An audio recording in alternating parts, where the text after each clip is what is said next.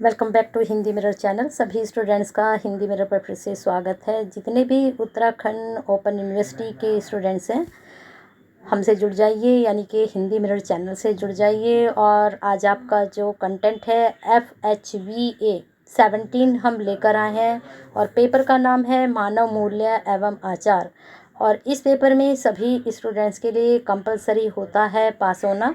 तो चलिए हम आपका चेक कर लेते हैं इसमें यूनिट वाइज कौन से टॉपिक आपके लिए बहुत ही महत्वपूर्ण रहेंगे। इससे पहले इस वाले पेपर के मैंने आपको प्रीवियस क्वेश्चन पेपर अपलोड किए हुए हैं, तो स्टूडेंट्स ने वो पेपर देखे थे। तो पेपर्स के हिसाब से अगर आप यहाँ पर अब यूनिट वाइज अपनी तैयारी करेंगे तो मुझे लगता है आपकी तैयारी बहुत अच्छी जाने वाली है। एक बात और क्लियर कर देते हैं आपको कि आपका जो पेपर है ये 17 के साथ साथ 10 में भी काम आता है। जो प्रीवियस पेपर आपने देखा होगा वहाँ पर 17 भी था, 10 भी था, और वहाँ पर A B ऑप्शन करके दो आपके थे। तो इसमें क्या होता है कि स्टूडेंट बड़े कंफ्यूज रहते हैं कि ये हमारा पेपर है या इनका पेपर है। तो ये दोनों का ही पेपर होता है। अब पहले जिनके पास 17 है, बुक भी जिनके पास अवेलेबल है, चलिए चेक करते हैं यूनिट वाइज किस तरह से आपके जो हैं क्वेश्चंस यहाँ से बन सकते हैं। अब यहाँ पर सारी यूनिट तो एक साथ नहीं दिखाई दे रही हैं, तो चलिए स्टेप बाय स्टेप चलते हैं। पहली यूनिट है मानव स्वरूप की अवधारणा, परिभाषा, आवश्यकता, प्रत्ययवादी दृष्टिकोण, भौतिकवादी दृष्टिकोण। तो यहाँ पर जो आपको टॉपिक बनेगा आपका MCQs तो नहीं आएंगे आपके, ये तो मैं कई बार बता चुकी हूँ कि MCQs नहीं आ रहे हैं। पैटर्न में कई बार बता चुकी हूँ कि आपके 2 क्वेश्चन जो है लॉन्ग आ रहे हैं करने के लिए, जिसमें आपको 5 क्वेश्चन मिलते हैं। और 5 क्वेश्चन में क्या होता है, आपको सिर्फ 2 करने हैं और 20 नंबर का आपका 1 है। इसके बाद आपको 8 क्वेश्चन मिल रहे हैं, जिसमें से आपको 10 नंबर का 1 करना है और उसमें आपको 4 क्वेश्चन कंपलसरी करने हैं 8 में से। तो बहुत ऑप्शंस हैं आपके पास।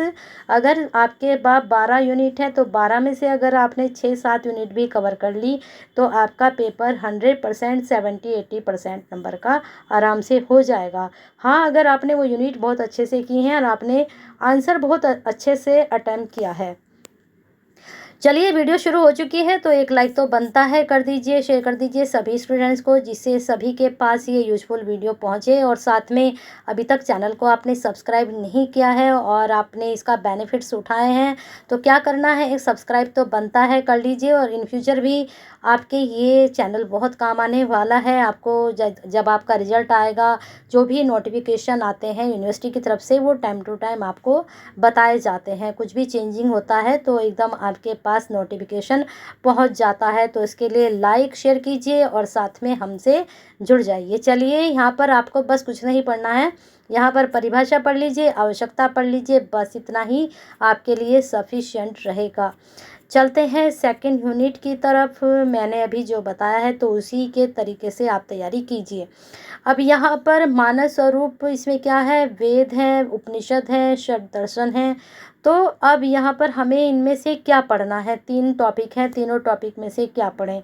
तो यहाँ पर वेद के अनुसार मानव का स्वभाव, उपनिषद के अनुसार मानव का स्वरूप और षड दर्शन में मान, तीनों पढ़ लीजिए। तीनों में से कोई सा भी एक तो बनेगा ही। अब ये तो पर्टिकुलर नहीं कह सकते कि वेद पूछेंगे या उपनिषद पूछेंगे, लेकिन जो ज़्यादा इम्पोर्टेंट होता है वो वेद और उपनिषद ही होते हैं। इसमें से MCQs मत करिए, मैं कई बार बता चुकी हूँ। चलिए यहाँ पर यूनिट 3 आ चुकी है, मानव स्वरूप पाश्चात्य दृष्टि। अब यहाँ पर ग्रीक दर्शन है, आधुनिक दर्शन है, इसमें कांट के, हीगल, मार्क्स और सार्त्र के परिप्रेक्ष्य में आपको पढ़ना है, ठीक है। अब यहाँ पर अब इतने सारे हैं, कांट, हीगल, मार्क्स, सार्त्र और पर इनके चारों के बारे में, चारों को अच्छे से पढ़ लोगे तो ज़्यादा अच्छा रहेगा। अगर चारों नहीं पढ़ पाते हो तो हीगल और मार्क्स को बहुत अच्छे से पढ़ लीजिए, सार्त्र और कांट को एक बार गो थ्रू कर लीजिए, तो आपका पेपर में अच्छे से अटैम्प्ट हो पाएगा। बाकी तो अंदर जो इनके टॉपिक हैं वो उसमें से भी देख लेते हैं।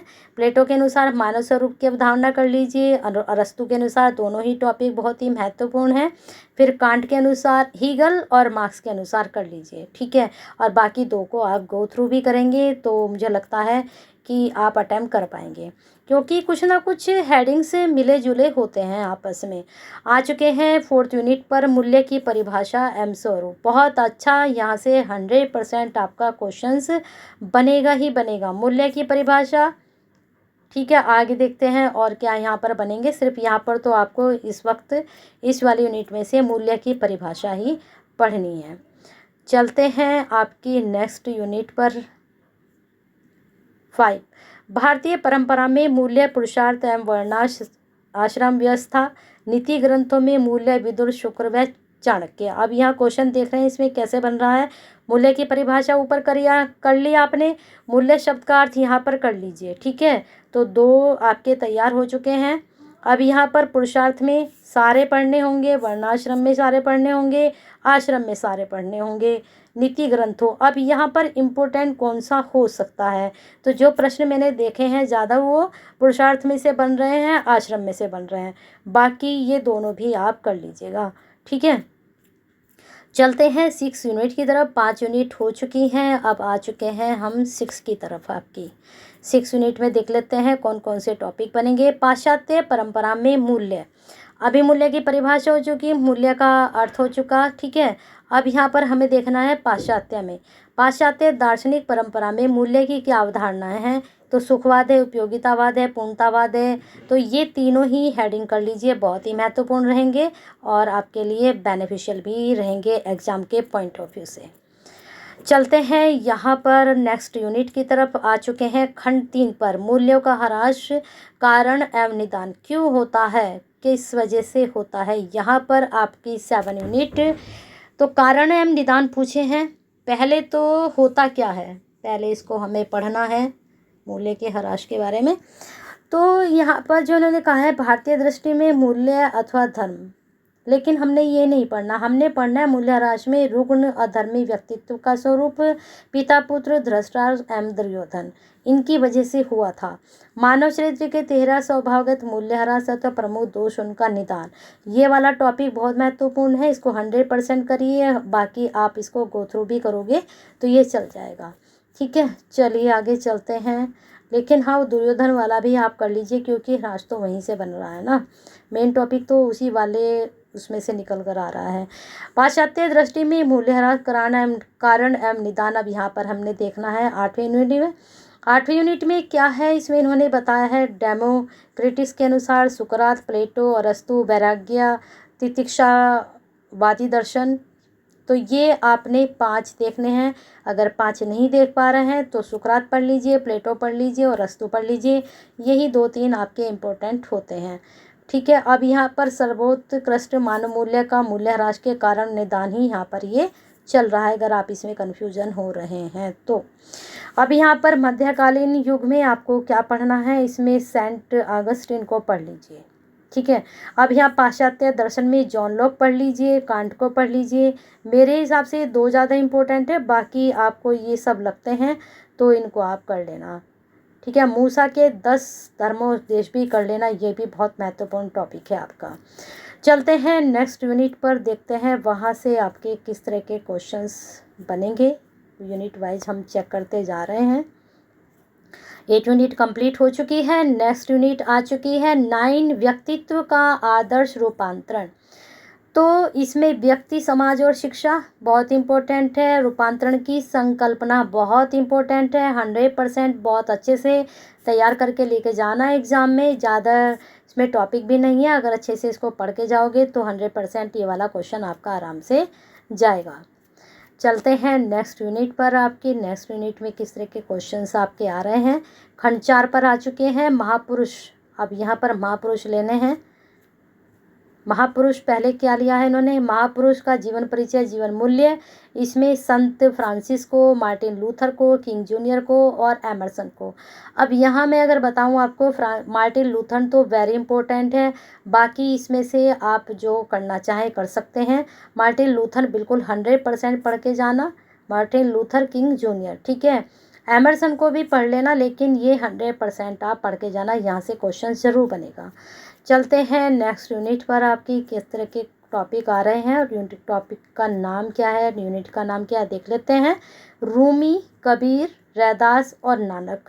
जिनके पास हिंदी है तो उन्हें कबीर, रैदास और नानक के बारे में कोई परेशानी नहीं होगी। रूमी में थोड़ा सा उनको दिक्कत हो सकती है, लेकिन अगर आपने कबीर तो आपने पढ़ा है, रैदास भी नानक भी, तो इनके जीवन परिचय तो आपको पता ही है। बाकी देख लेते हैं और क्या टॉपिक बन रहे हैं। मानव मूल्य ये तो कर ही लीजिए, ये तो प्रश्न बनेगा ही एग्जाम में।